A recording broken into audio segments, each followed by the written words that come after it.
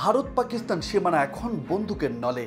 আন্তর্জাতিক রাজনীতিতে গুঞ্জন যে কোনো সময়ে পাকিস্তানে হামলা চালাতে পারে ভারতীয় সেনাবাহিনী। আর এমন পরিস্থিতিতে 26টি যুদ্ধবিমান কিনছে ভারত। জানা গেছে $741 কোটি মূল্যে ফ্রান্সের কাছ থেকে 26টি রাফায়েল যুদ্ধবিমান কিনছে ভারত। দুই দেশের সরকারি পর্যায়ে ইতিমধ্যে এ সংক্রান্ত চুক্তি স্বাক্ষরের কাজও সম্পন্ন হয়েছে। সোমবার এক প্রতিবেদনে রয়টার্স জানিয়েছে, গত মাসে ভারতের কেন্দ্রীয় মন্ত্রিসভার নিরাপত্তা সংক্রান্ত কমিটিতে ফ্রান্সের কাছ থেকে রাফায়েল যুদ্ধবিমান ক্রয় সংক্রান্ত একটি প্রস্তাবনা পেশ করার পর প্রধানমন্ত্রী নরেন্দ্র মোদী তাতে অনুমোদন দেন।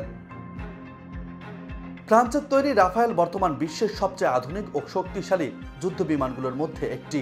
পঞ্চম প্রজন্মের এই যুদ্ধবিমানের সর্বোচ্চ গতি ঘন্টায় 3700 কিলোমিটার এবং এটি সমুদ্রপৃষ্ঠ থেকে সর্বোচ্চ 50,000 ফুট উপরে উঠতে সক্ষম। এই যুদ্ধবিমান একই সঙ্গে বেশ কয়েকটি বিভিন্ন পাল্লার ক্ষেপণাস্ত্র ও একাধিক ভারী মেশিন গান সজ্জিত। এর আগেও অবশ্য রাফায়েল কিনেছে ভারত।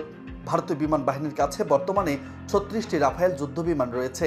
নতুন এই রাফায়েলগুলো নৌবাহিনীর জন্য কেনা হচ্ছে বলে জানিয়েছেন দেশটির কেন্দ্রীয় প্রতিরক্ষা মন্ত্রণালয়ের এক কর্মকর্তা।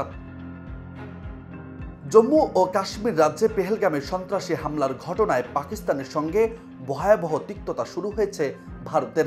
আন্তর্জাতিক রাজনীতিতে গুঞ্জন উঠেছে যে কোনো সময়ে পাকিস্তানে হামলা চালাতে পারে ভারতীয় সেনাবাহিনী।